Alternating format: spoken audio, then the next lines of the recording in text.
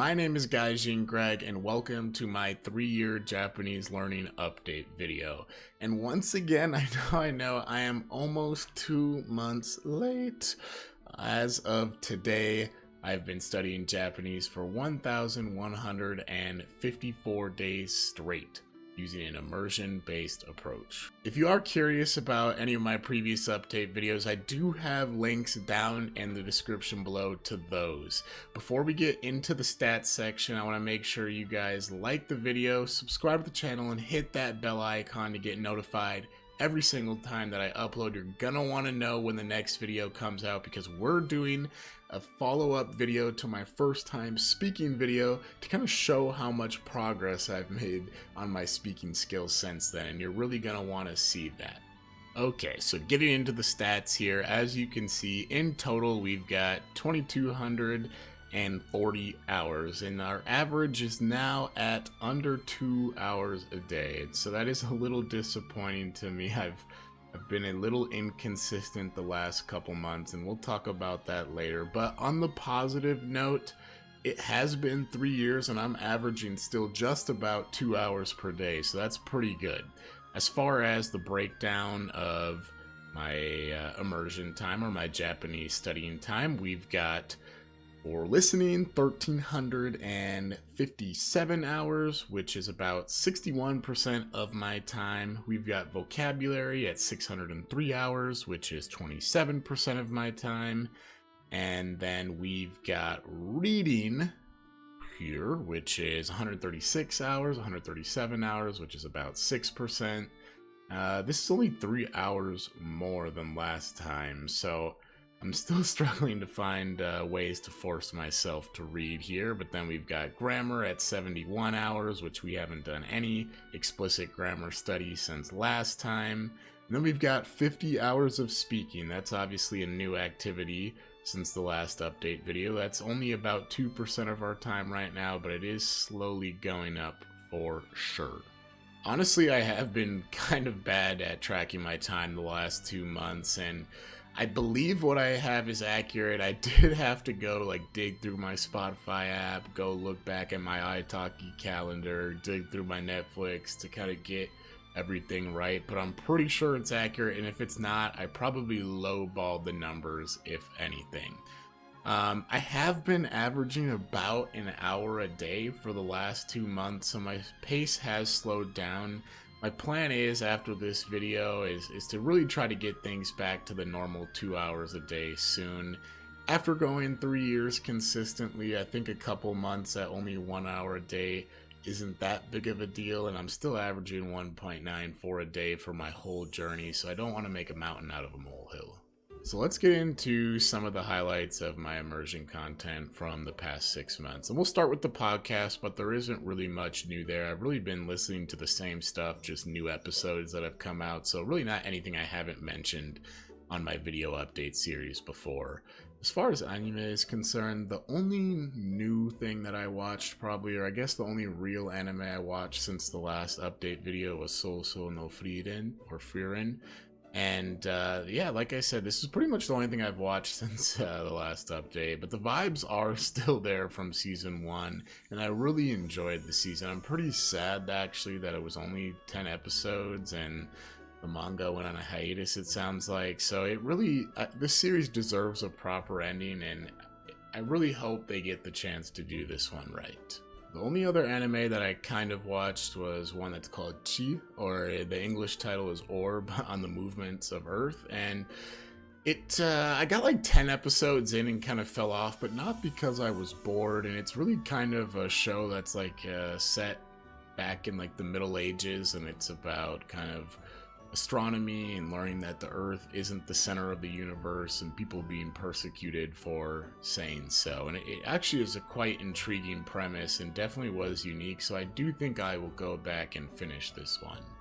We do have quite a few dramas and reality TV shows to go through here though. So the first one was Imawa no Kuni no Arisu, or Alice in Borderland Season 3, and guys, I've talked extensively on this video series about how much I love this show and how great the first 2 seasons were, but honestly, this season couldn't be farther from those two. This was just, honestly, it was trash, and this was such a frustrating experience watching. Legit, the end of season 2 in my head is the end of the show, and that's the canon.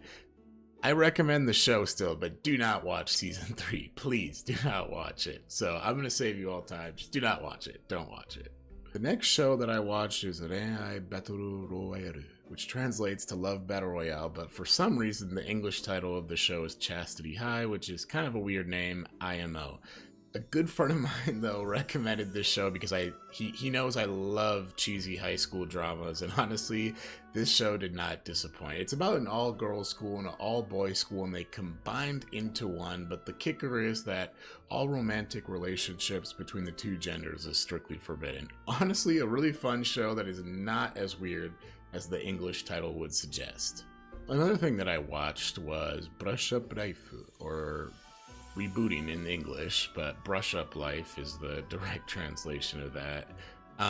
The drama was pretty big actually in Japan a couple years ago, like pretty famous, and I was having a hard time though finding a way to watch it here in America, and finally I found a way through a VPN, and this was just a great show. It's honestly gotta be up there with like the number top 5 shows I would recommend to people trying to dip their toes into J-dramas, whether or not they're a Japanese learner. And it's about a woman who gets a chance to relive her same life starting as a baby, as an infant, with the knowledge she's accumulated from her previous life. And this is really just like a classic concept that I think a lot of us humans think about naturally, and I feel like this show like really actually goes deeper beyond the surface level in a way I haven't seen before. The acting was great, and there was a ton of funny moments, and really just had me laughing out loud multiple times, but also there were some serious moments that actually got you thinking a little bit more about deeper aspects of life and what it means to be alive. Let's talk about a couple reality TV shows, because I know you guys know how much I love these. So, first one was Offline Love, or Offline Love, and this was a show about a group of 10 people who are on a getaway to Nice, France, and they have to find each other and find love without access to any cell phones and internet. And honestly, for a reality TV show, this one actually seemed like reasonably legit, and I really appreciated that. And the really cool part about this for me was that this is a crossover with French culture. And as I've mentioned before on this channel, I studied French for 5 years. I have Haitian heritage, which is obviously related to France, and I've been to France twice, and I just love France. And so seeing French and Japanese culture mix on a TV show like this was honestly just awesome. I know one of my viewers actually recommended this show, so thank you to whoever did that. The cinematography in this show, honestly, alone was like worth the price of admission. Like, it is just that good. And the icing on the cake is actually that my wife and I are going to Nice, France this summer, so we're super excited about that. Got a couple more reality shows for you guys here. The next one that I watched was Refold, which is Love Deadline, and guess what? It's another cheesy reality TV show about finding love. The catch to this one, though, is that the guy contestants could be sent home at any time and the girls had to propose. Honestly, this deadline aspect really bothered me, though, and it just felt like the producers had their hands way too much on this and were just way too involved in forcing things to happen, and things just felt pretty unnatural, IMO.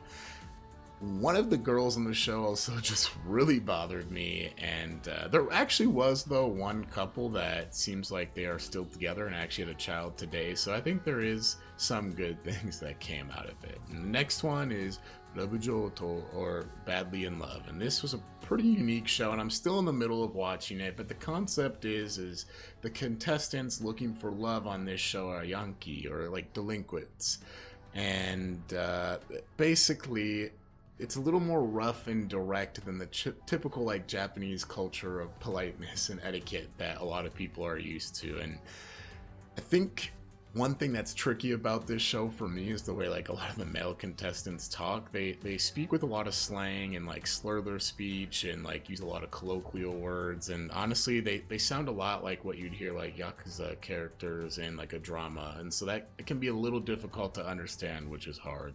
As far as like movies, reading, and gaming, I haven't done a ton of those since the last time we talked, so there isn't anything to update there. For speaking, we obviously did start speaking since the last update video, and we're going to talk about that a little more in depth later on in this video and kind of give you my thoughts on the whole process and that experience. But most of my time has been on italki for my speaking practice. I have met a couple of Japanese friends online, and I'm in a couple of crosstalk discords, which is nice because those also provide some opportunities to practice speaking Japanese.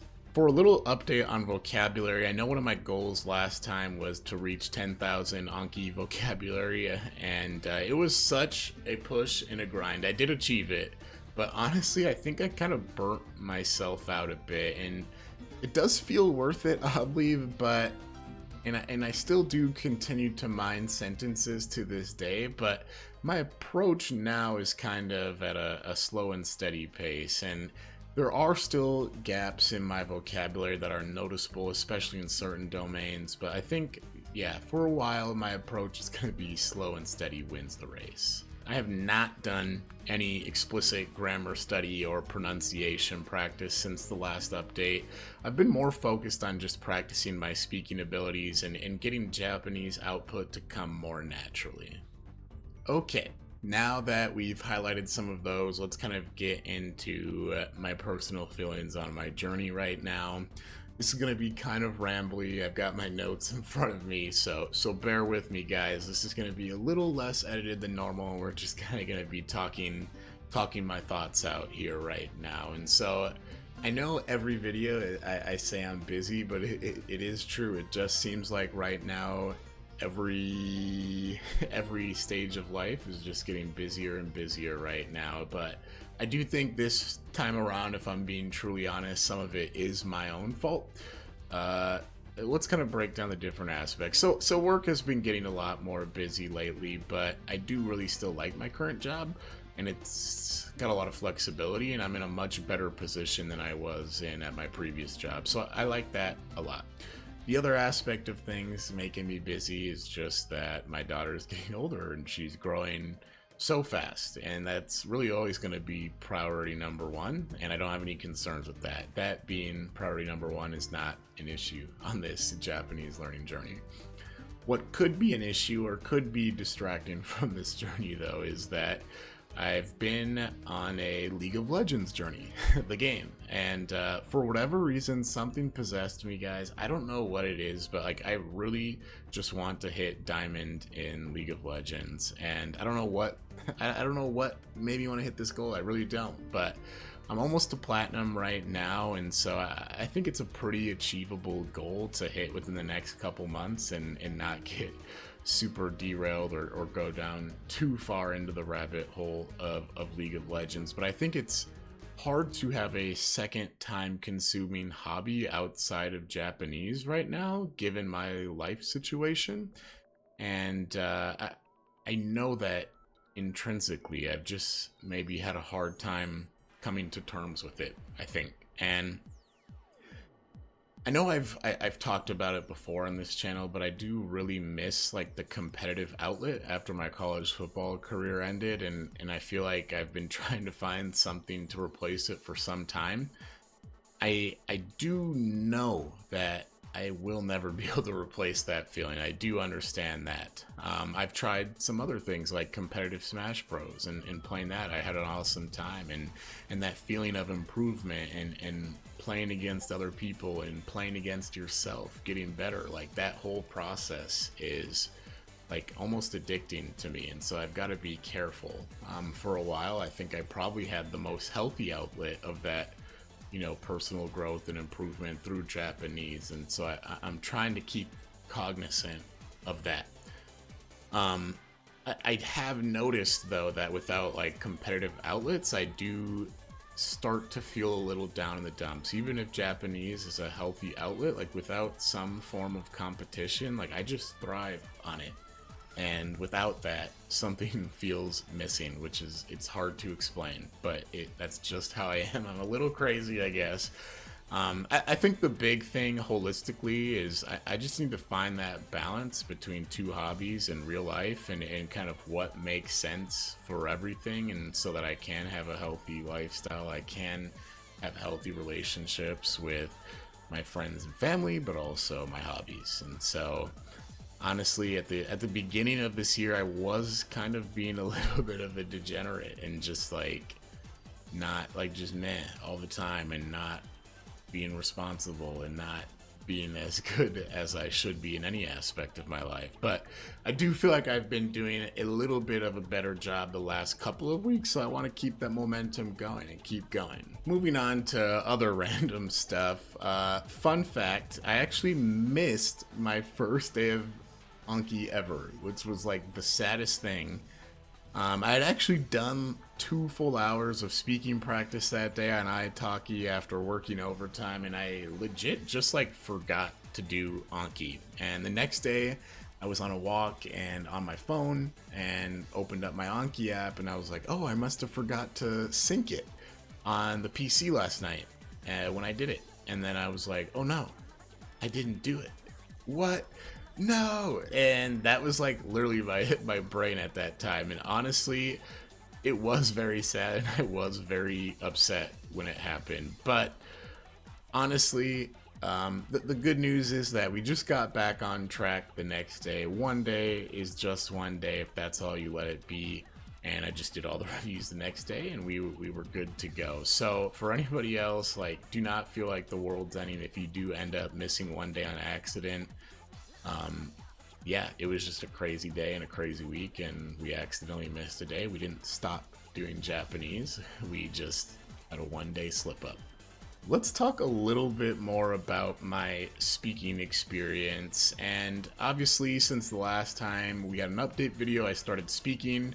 I did upload actually my first time speaking Japanese ever to this YouTube channel. So if you're curious on that, definitely check it out. I'm not gonna lie though, as soon as I finished recording that footage for that video, I was so embarrassed. Like, I wish I hadn't promised you guys I would show you that footage, because I sucked. And as an immersion learner, that's such a weird sensation. Like, being able to understand a lot of things or everything, but failing to be able to put your own thoughts into Japanese was just so weird. And the best thing I could liken that struggle to is like the first time you do immersion, when you could understand nothing. It was like day one levels of painful. And after 2,000 hours, it was honestly just a tough pill to swallow that I was that bad at speaking. Like, that was that bad. I was so bad. And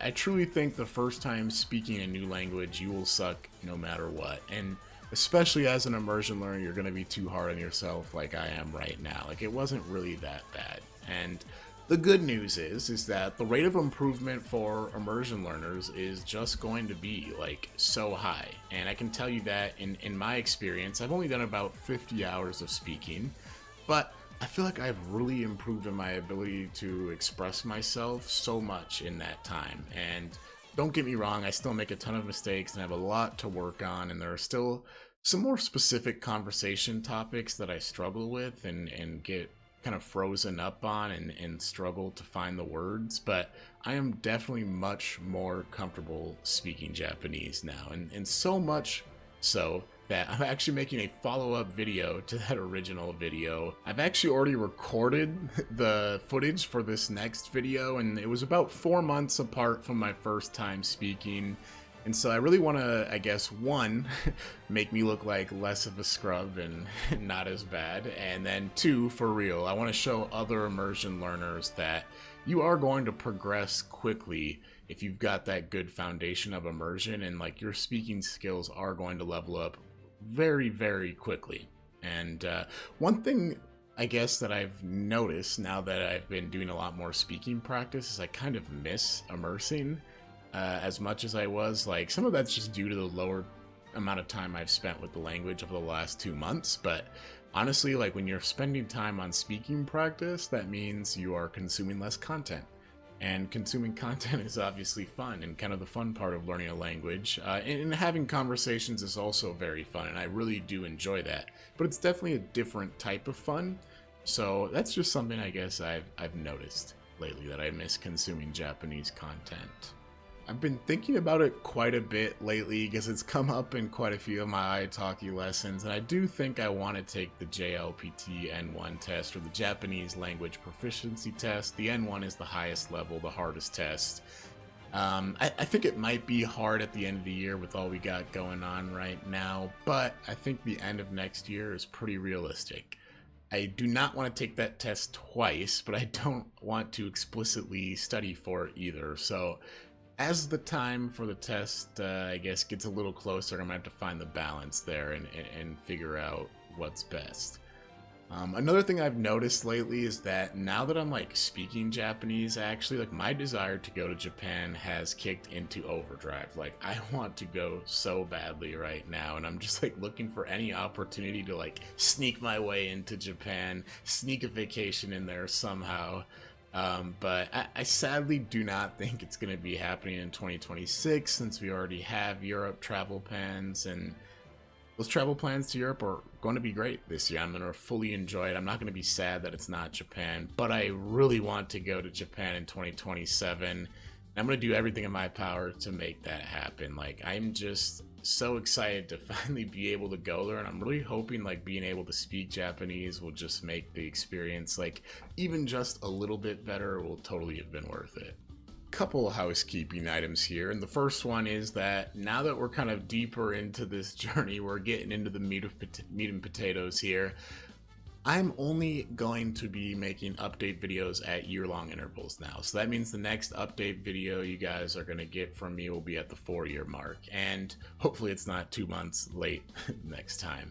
I'm going to do my best to make sure that's not the case. But in the meantime, in between, my plan is to hopefully make some other videos for you guys that I upload here that just kind of help others or are interesting on other people's language learning journeys. For example, the video we got coming up in a couple of weeks about my second speaking experience, or my follow-up 4 months later for my first speaking experience. I also want to set some goals right now for the next year, and the first one is the same static goal of prioritizing family and being a good father and a husband. After that, the second goal is trying to find a better balance between hobbies and exercise, and try to find it in a way that can really allow me to still spend my 2 hours a day studying Japanese and continuing to work at that and finding a sustainable routine. And lastly, I think the third goal we'll have this time is continuing to practice speaking Japanese, because I really want to improve that aspect of my Japanese right now and continue to work on that. I think that's about it though for this update video, guys. I'm curious if any of you have tactics for balancing multiple hobbies with language learning and adult responsibilities. If you do, definitely let me know down in the comments below. Also, I'd love to have other people share their speaking experiences or their first time speaking experiences down in those comments below. Also, if you do have any questions, feel free to ask. I typically respond to every single comment on my videos, so do not be shy. If you did like the video, make sure you give a like, subscribe to the channel, and hit that bell icon to get notified every single time that I upload. You're not going to want to miss this speaking progress update video in a couple weeks here. Until then, I'll see you in the next one.